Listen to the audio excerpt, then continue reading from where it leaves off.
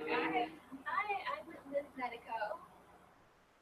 Call me Ms. Medico. You don't have to call me Professor Medico if you want, but I think professors are people who have PhD. I'm not quite there yet. Um, so all of you are taking our exploration of healthcare course, right? You're all in the right spot. Okay. Just entered the course. Has not been able to get in. Okay. Have you been able to get into the class? Okay. You are. Okay. Let's start this way. How about everybody kind of, you all did your sort of introduction online, which is really fun. So I got to learn a little bit about you. But now let's help me put a face with a name. So how about we just kind of go around the room and say your name and say what's, and then remind me what it is out of this course. So how about we start with you in the back? I'm Freya, and I go to Goochland. I don't know. I just don't want to.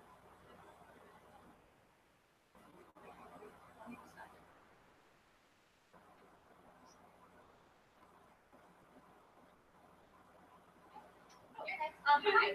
My name is Kaylee. I go to Goochland as well. I'm kind of taking this class because I know that I want to do something nursing, but I don't know what exactly, and I don't know if I want to do something on top of that. So kind of exploring around. I'm Kendall. I go to Goochland, and I'm taking this class because I just think I do already know what I want to do. I want to be a neurosurgeon, and so, but I'm learning about other types of options that are out there. Michael, I'm from Louisa, and kind of taking this class because I don't really know what I want to do in the medical field, but I know I want to do something. Like, it's maybe neurology, maybe pediatrics, maybe even epidemiology. I'm just not really sure.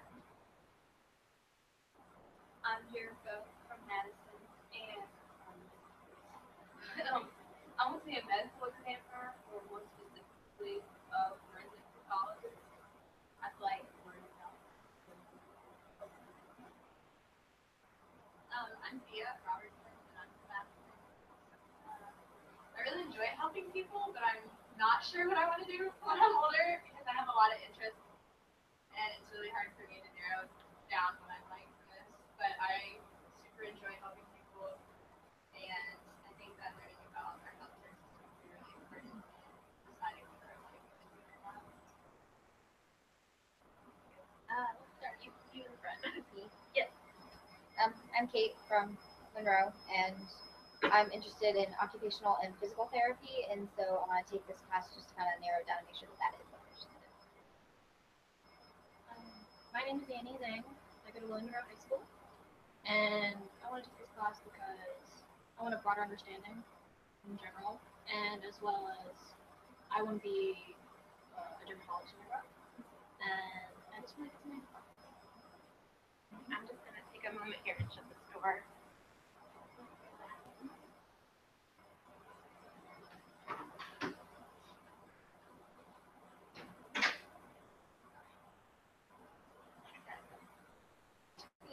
I'm from Monroe High School.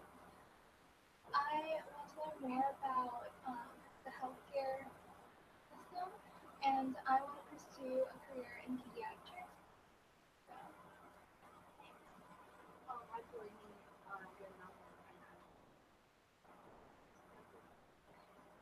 I'm Lily. I also go to Nelson, and I'm actually more interested in the policy side of this class.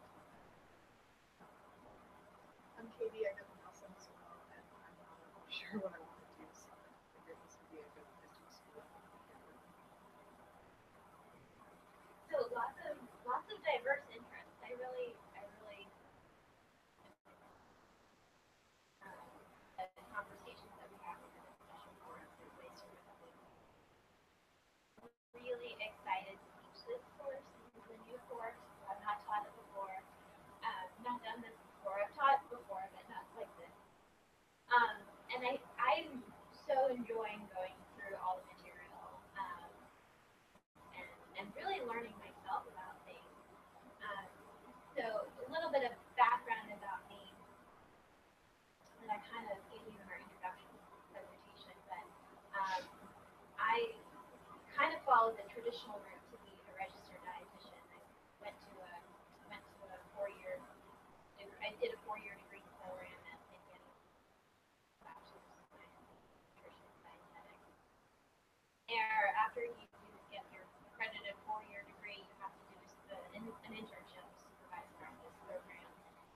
some of those are tied to master's degrees. Some of them are just sort of standalone internships.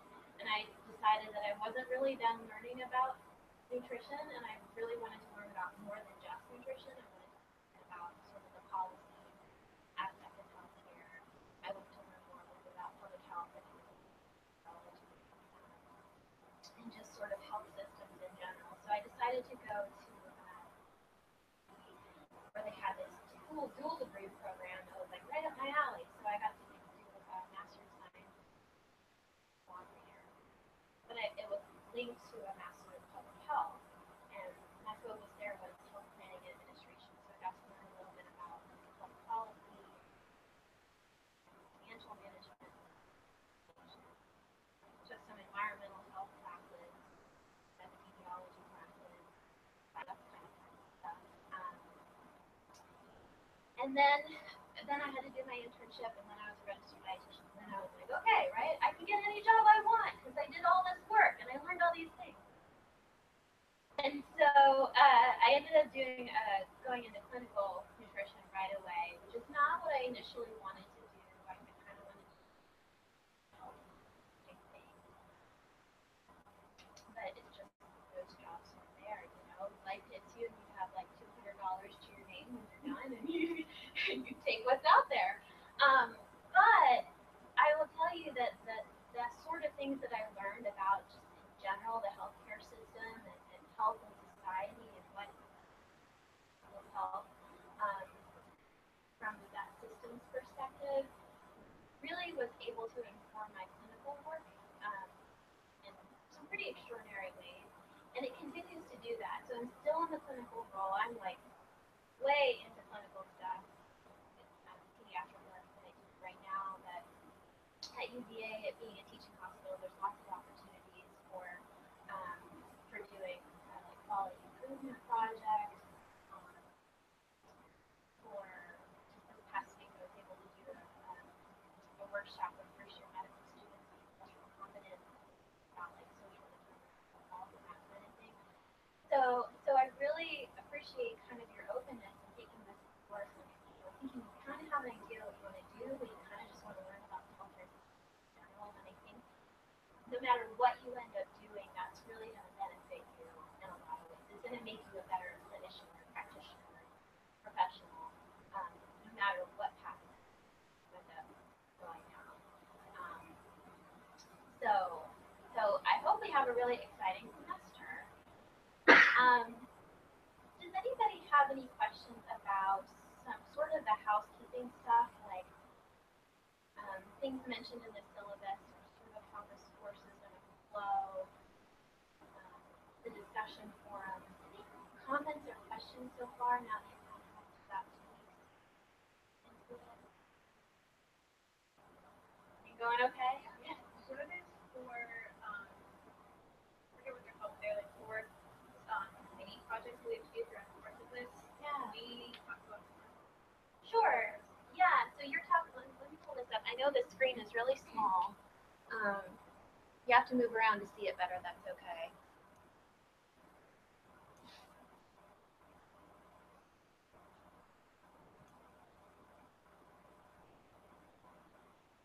So what you're talking about are the digital digests. Yeah. So here's the guide for that in your syllabus, and basically what you're going to be doing is picking an article from one of these sources, so a peer-reviewed journal, a professional organization newsletter, a reputable website, and I gave some examples. How can you tell what a reputable website is? Yeah. how Generally, recent. it's going to be from a large organization, like generally a school, or You would grab it? Okay. certainly going to be from like a school, or like from the government, or just someone that's known to be reputable. Okay. Yeah, those are some good clues. So the .org is a good one versus a .com, or a .gov. Those are going to be, that's going to be probably your main clue for our website. And then you're exactly right, the types of sources they use, the types of research that's cited on the website, the backgrounds of the authors. Typically, when an author is publishing something on a website, there's a little blurb about them, like whether they're professional credentials, that kind of thing. What about some of the more subtle clues when you're reading an article?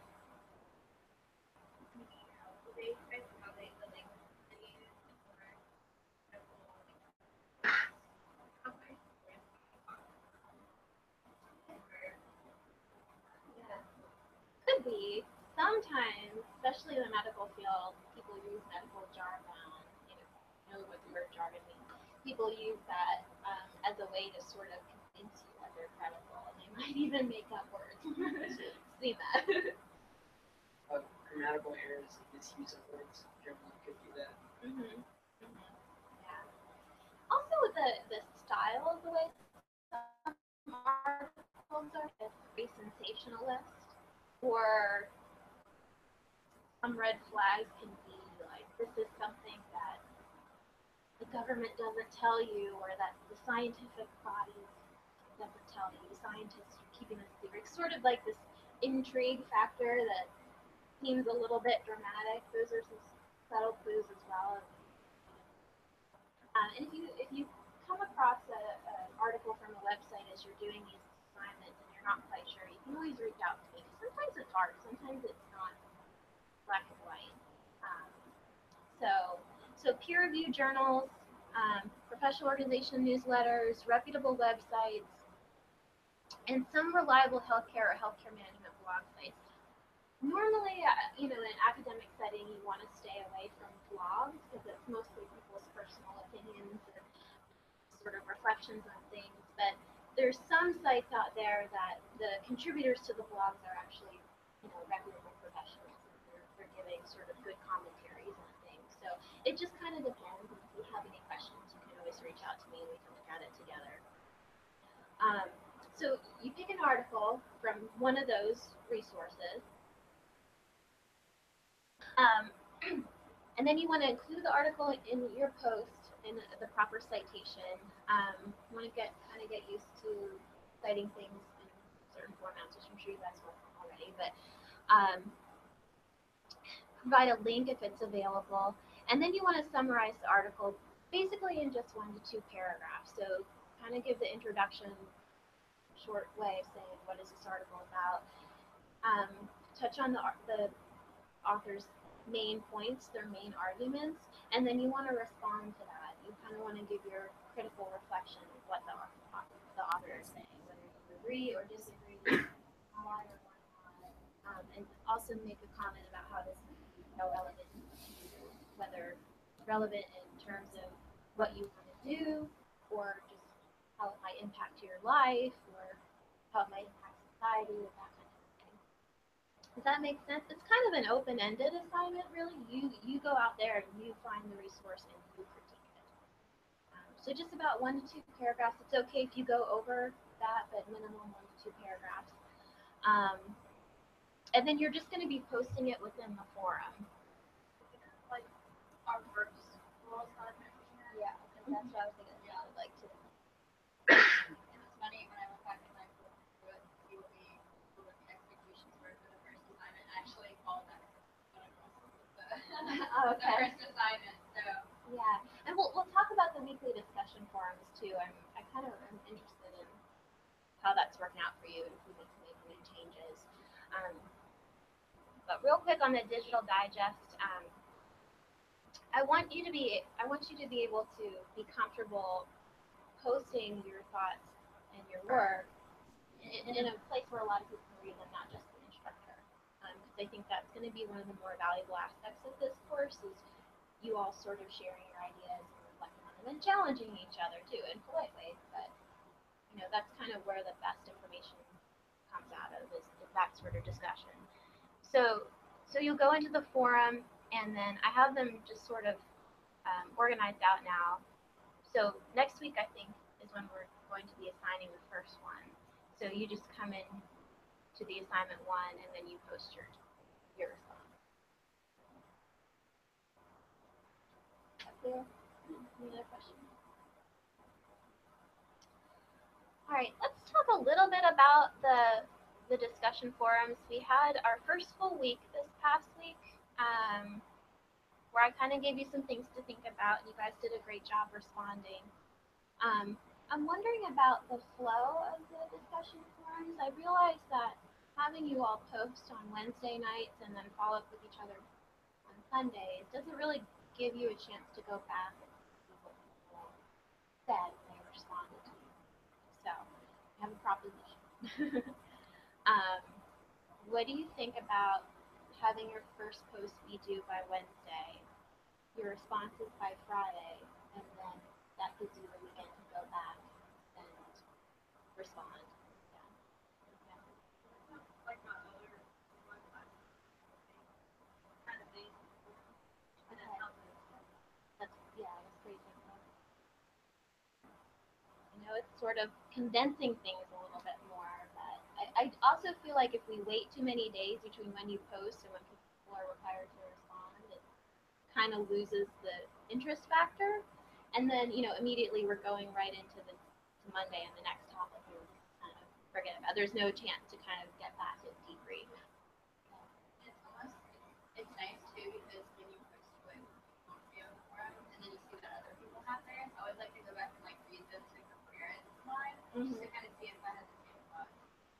So I think that like if I responded when I was on it after I responded, it was better. Okay. And we can have, your then responses after you go back and you read what people said about your initial post. We can have that count for something. So that could be part of how we evaluate and get credit for it. Any questions about that? Any concerns? It's a change in the syllabus that I'll update, so it's fair if you want to raise your hand and say like, that's not what we agree on. But as a class, if we can agree on it now, we'll change it. I think it'll be better. I think it'll just make it more worthwhile.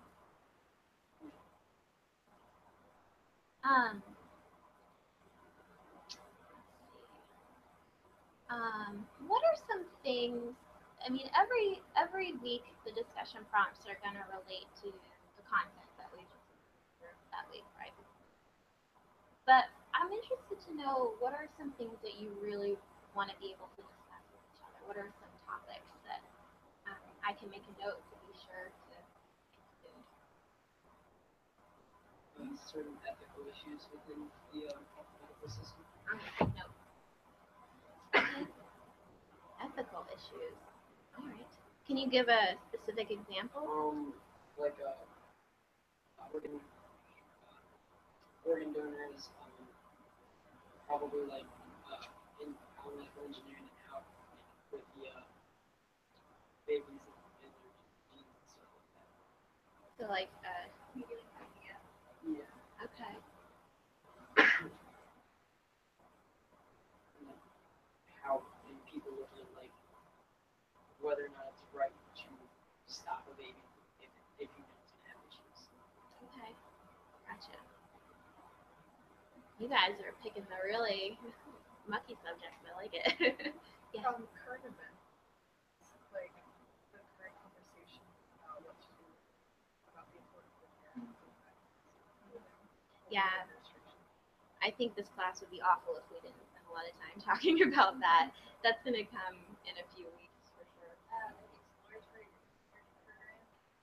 I know UVA is doing equipment and MRI machine and a classification scale helium that makes it MRI.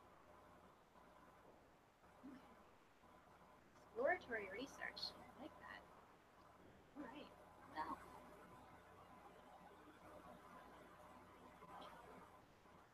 Anything that you really don't want to discuss? I might make you do it. Unfortunately, about like when we're applying in the forums, let's say like we're talking about an ethical issue, they are, I don't want to say argue or fight in the forums, but I don't want to like reply to someone and I have a strong disagreement with that person. Is it okay if I like clearly state my disagreement and I'm not gonna get like an email from you saying like you worded this really neatly. You shouldn't have done that. Yeah, I think so. This kind of goes back to the netiquette, which I think you guys had some training on that this morning. Is that a little bit? Okay. Did anybody get a chance to read through some of the things that I posted to the ground rules for online discussion? Well, they're here, but we'll open it.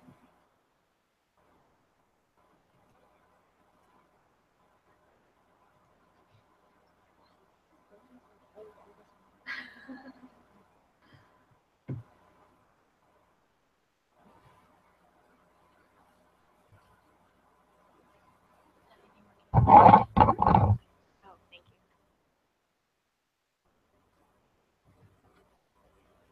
So read this if you haven't already.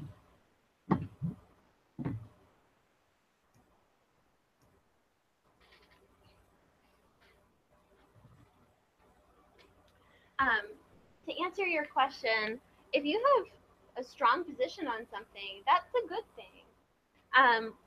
So as long as you can express your position using good logic or good evidence, or even if you're just sort of playing devil's advocate and saying, well, what about this scenario? If this would happen, and maybe it wouldn't work out then. That's fair game in this class, and I actually encourage you to do that. Just be polite about it, don't call somebody an idiot and be like, I hope you flunk out of school or something. Just be polite about it, but there's a lot of unanswered questions in healthcare today, and from a policy perspective, and even just on the ground level, what to do about a given patient, how to approach patient care, and there's lots of ego and lots of opinion and lots of experience that gets fed into conversations even at the ground level, and that's okay. That's reality. I think if we all were just like, oh yeah, okay, we just agree with whatever doctor said or whatever whoever said, I don't think that's always good for patient care. So if we expand that to a classroom level, I think that sort of discussion is a good thing in the end, as long as it's polite and productive. Another topic that I was wondering if we could talk about was if we could talk about insurance companies potentially practicing medicine without seeing the patient. Do you want to explain what you mean? I think I know what you mean, but do you want to explain what you mean? So it's like when insurance companies believe that they know better than the doctor based on the guidelines that they're given for what a patient would require and what would be best for the patient. So say if you're 40 something years old, there's certain operations they can do on your knee where they completely replace your meniscus using transplant of stem cells, and they grow it on your own. But some insurance companies would rather say that you get your knee completely replaced because it'll work longer. So they're sort of overriding the physician's recommendation. Yeah. Yeah. So they're not telling the doctor what treatment to do, but they're recommending it. No, they're saying that you can't get something because it doesn't follow their guidelines. Like your insurance covers certain surgeries Oh, for you to be able, and they don't necessarily cover it if you wanted to do something. The way you worded it. My mom's an insurance. Okay. Adjuster, The way you so worded I it. understand that. Yeah. Okay. Yeah. So I understand that for the most part. Yeah, that's a reality in our healthcare system, for better or for worse. The insurance business it's a business, and it's a tricky business, and so we want these businesses to be financially solvent, but they do have that motivation to not pay for things that they don't think should be paid for, and it's the don't think part that gets tricky, because that's when physicians and insurance companies can often bump heads on what they think is best for the patient. And so a lot of healthcare decisions do get made based on what insurance will and will not pay for. And there's a lot of work that often goes in on the back end, in doctors' offices, calling and talking to insurance companies and trying to get things paid for. Even as a dietitian, I encounter this. For example, a lot of insurance companies will not pay for specialized nutritional formulas that we use for various medical issues if it's being consumed by mouth, but they will pay for it if it's going through a feeding tube. So think about that, because the insurance company will pay for the surgical procedure of inserting a feeding tube, for the upkeep, the doctor's visits following that, and then they'll pay for the formula, but they often won't just pay for the formula up front if they can afford it. Yeah. It's pretty messed up, but those are the sort of things that like you would kind of encounter in our healthcare system. And sometimes there's good reasons why insurance companies have positions on things, and it's based on, maybe some good research that's been done showing that this type of procedure actually doesn't improve outcomes, or it's associated with a lot of risk that ultimately ends up being more expensive, or that kind of. Sometimes there's good reasons behind it, but sometimes there's really not. And as a healthcare, as a participant in the healthcare profession, you kind of come up against those things, and you have to work around them or fight them. It was actually really cool. My mom had to because she wants to incorporate herself more with the healthcare side of insurance policy.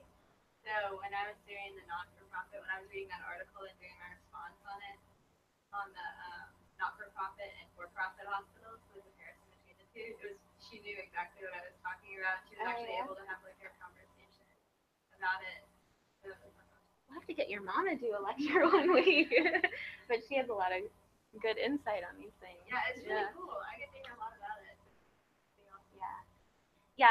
The insurance system is pretty complicated, and it's definitely not my expertise, but it ends up being something that you just kind of have to understand if you're going to work to the best of your ability in the healthcare system. Yeah. All right, I'm liking this. Any other topics?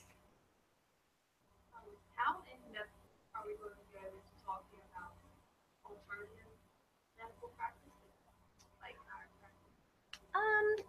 So let's look in our careers book here. And let's go back to the syllabus. That's a good question.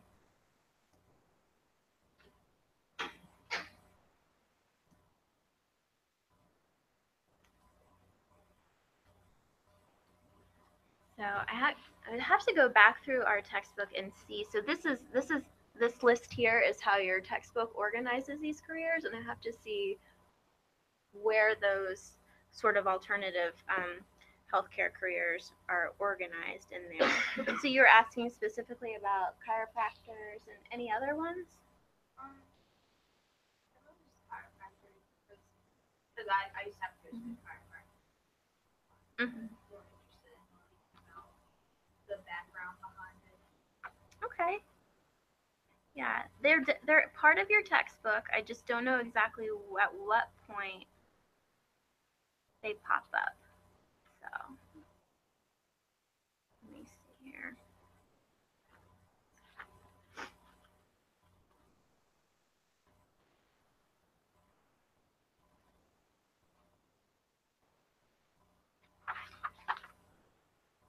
They're in chapter 9, the diagnosing and treating practitioners. So we'll get to that.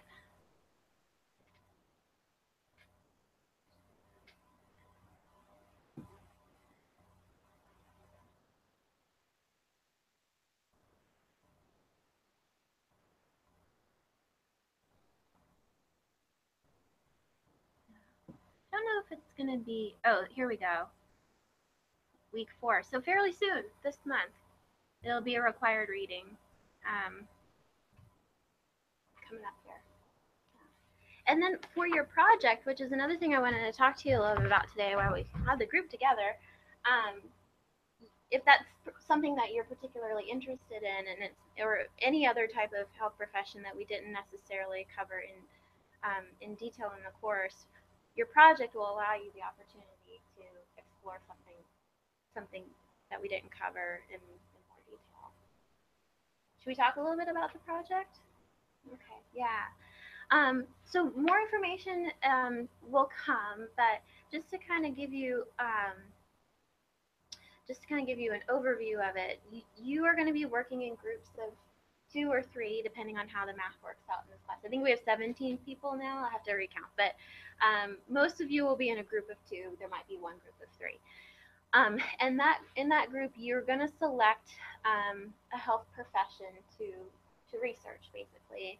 And that's going to involve you actually identifying somebody who works in that profession and interviewing them. And then you're going to put together your overview of that profession in a brief PowerPoint. And then on our last in-person class day, you'll all get a chance with your groups to present on that health profession. Yeah. So that the project is intended to give you that opportunity to explore a little bit more, so you're not so stuck with the syllabus and the class schedule. Let's see what now. We got about 15 minutes. It said somewhere, I think it said somewhere that there was like required days of education. Yes. Yeah. Should we talk about that then? The first day is going to be the 25th of September. I think it's going to be a Monday. And I'll be working with, do you call him Jerry? Do you call him Mr. Reynolds? Mr. Reynolds, okay. We'll be working with Mr. Reynolds to coordinate that. So a lot of the details will come from him, but we'll definitely talk about in this course too. You'll be coming to UVA, Zemer Hall, which is where the School of Continuing Professional is. And, you know, we'll have, I'm working on getting a panel right now of different health professions to come and talk to you and explain their jobs a little bit and give you a chance to ask them any questions that you might have. So that'll be part of the day. And then the other part of the day will be me giving a live lecture and us having a live discussion and kind of break things up a bit. So that'll be the first day. And then at the end of the semester, we'll have a second day and we'll do a tour of UVA. Probably in the morning, but we haven't decided that yet. And then the rest of the time will be you presenting on your projects. So just the 2 days. Is it like during school hours? Yes. Yeah. And do you know if the Blue Ridge is transporting us to UVA? Or That's what I've been told. They are transporting us? Yeah. Yeah. Your individual schools will take care of it, but we'll want that. Okay, cool. Yeah. Okay. Great. Yeah, you might take a big yellow bus and like. Yeah, that's. Yeah. Yeah. Yeah. You guys, That's just so probably you know, right. probably can't drive unless you have your physical permission. So if you show up not on a bus and you don't have permission, they will not let you money on a giant bus. And I actually encourage you to take the bus and not drive because parking is a really big problem at UVA and it's not free. Never mind. So Yeah. Let's be careful. yeah, there are some spaces at Zemer Hall, but not a lot, and they fill up. And elsewhere, like at the stadium, that's all employee parking, and you have to have a tag in your car and everything. So it's not gonna. It sounds convenient to drive yourself there, but it's really not going to be once you get there. It's not convenient even for me in the morning when I'm commuting. It's terrible. So take the bus. Yeah, so those will be our 2 class days. Again, more information will come with the more details that we have. And either I or Jerry Reynolds will be providing those details to you. Okay, so we talked about the forums. We're going to set up a new sort of schedule for that to make it a little bit more valuable, and I'll send out an announcement about that. We talked about the project. I want to give you all a little bit of time to talk to each other. I imagine you've kind of already done icebreakers and things today, and you know who you are, so I won't make you do that. But I do want you to be able to have a chance to sort of see what shared interests you have and who you might want to work with for your project, because week 5 I think is when I'm going to ask you to tell me like who's doing what and what groups you're in and that kind of thing. So at this point, any other questions, any other concerns, anything else that you want for this class? Yeah. I think there might be a difference. Okay. Where it says reflection for each week. Uh-huh. So I think on the class schedule that's not there. Yeah. Which one do you want? So good question. That's probably really confusing. And there may be slight differences between the syllabus and the class schedule. And if you find anything, please feel free to point it out. So the reflection initially was going to be another post that you all had to do, and I decided that was maybe a little bit too much for you all and for me to keep up with it, to be honest. So right now that's not an assignment. That's not anything you have to do, but that's just a reminder to kind of always kind of debrief with yourself at the end of the week on what this all means. And if you wanted to contribute anything into the random reflections post, that's when you can.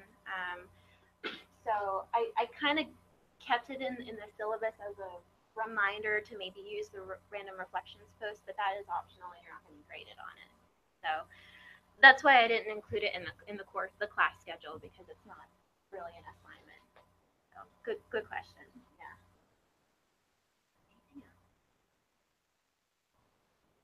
All right. Well, you have about 9 minutes. So how about you all just sort of maybe try to chat with each other and try to figure out maybe who you might want to work with. You can also use Colab for this. If you don't make your decisions today, you can communicate that way, either in the open discussion forum or if you want to email each other individually. So go ahead and talk amongst yourself, and I'm here too if you have any questions. Yeah. Will we ever have like a live meeting? Because I know my engineering teacher does that. I just wanted to make sure. Yeah. So when I was learning about what this course was supposed to be about, I was told to make it all asynchronous, which means that there's not going to be any live check-ins, and that may evolve over the coming years. But I was told that all of you are so busy with all of your activities that it might be really hard to find a time when you can all log in together. So. I just want to make sure. Yeah. So we're hoping that the in-person class days and something like today will give a little bit of that live interaction, which I think is valuable. But yeah, I think just for logistical reasons, it's just going to be the recorded lecture. So. Yeah. Yeah.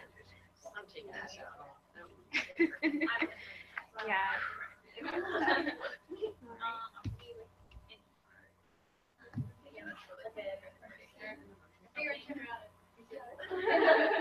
Right, you want to be chiropractor. You want to be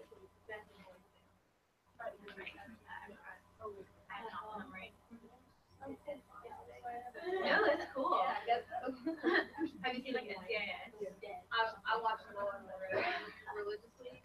NCIS, like that was my show, man. Like I highly recommend. Yeah, I used to watch it. And I like yeah. Yeah, I know. I was working somewhere out there. Oh, cute.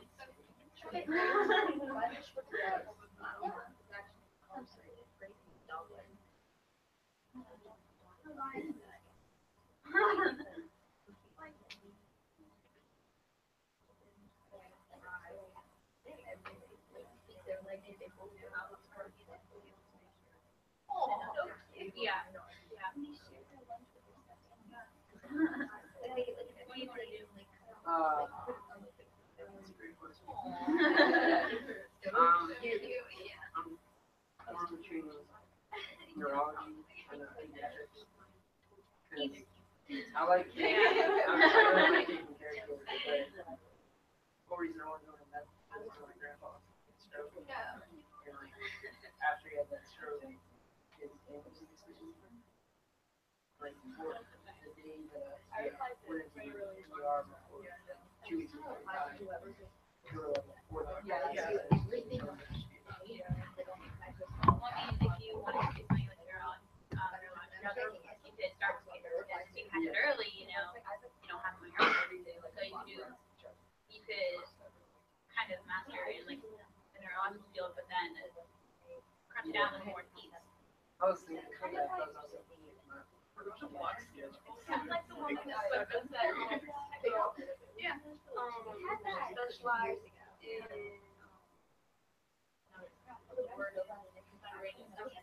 yeah, give me a second. We went for 3 hours a day. I think that she said she the patients who had long. Yeah. She does like mostly pediatrics, but she was talking about because it's although I live on PE because their brain is so malleable, so Yeah. Yes, ready here. Let me get out of here.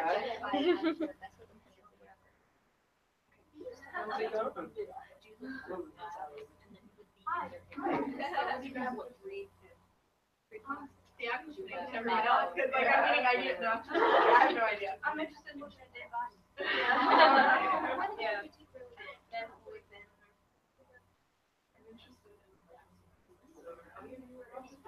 Hey. There you go. I love the That's so awesome. Yeah. Are you like what are you looking at? Like working in the room, like trauma, every day. Everything's Here's our class. I just want to move to like the Okay. it was like definitely still working. Yeah, it's still working. Yeah. They all left, so. I don't really actually want to play it. Yes. One don't really have to know about health. Yeah. But it's helpful information. So that maybe Like,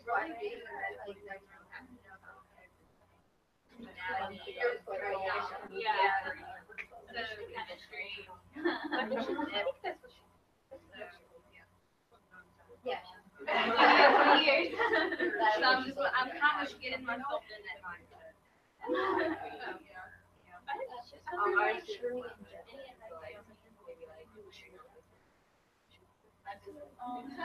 Yeah, 2 weeks. Well, you never had like classes. I was there every day. So like, Yeah. I mean, because I was there for. I'm the kind of person that's interested. Yeah. My life is centered around everything. See, my mom, like everyone in my family on my mom's side, and my dad's a veterinarian. And you should probably do that. You've been around all your life. You just want to do the same thing. So it's kind of weird for me being around that all the time. But I get the experience of something that I don't want to do necessarily. My mom's an insurance industry. Not really into that either. So. My mom owns physical therapy practice, so if you guys are interested in that, I could pick you up with an interview.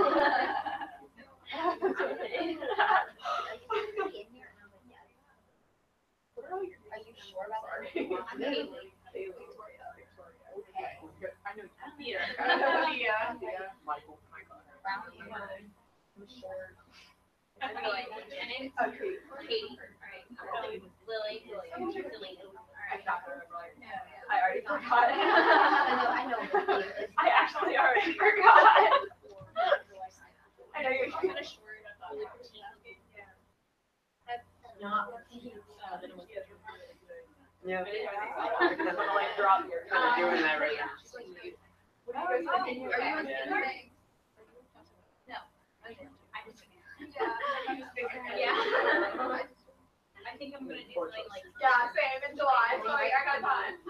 7 courses. I got one. Yeah. I got 6. When do you coming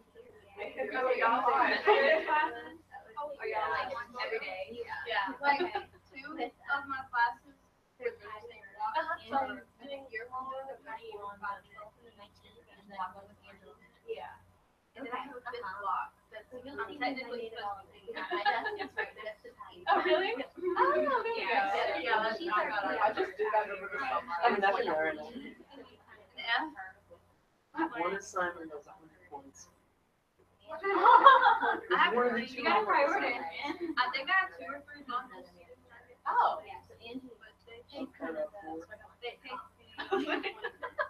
Yeah. I actually just straight up did it online. All the Spanish.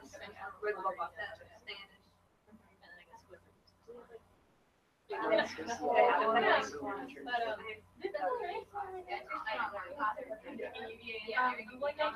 Yeah, like I kind of want to be what I like. Yeah. Oh, I have to get the hair out of right now. Like, I'm like, I don't like that build. I'm like, no idea. I said a bridge and a rocket ship is as far as I can get in my mind with that kind of thing. What's the most absurd thing you've ever done? See, I don't really have dreams I've She does like kids. But I know you when you were a kid, what was your favorite thing you imagined? go on to my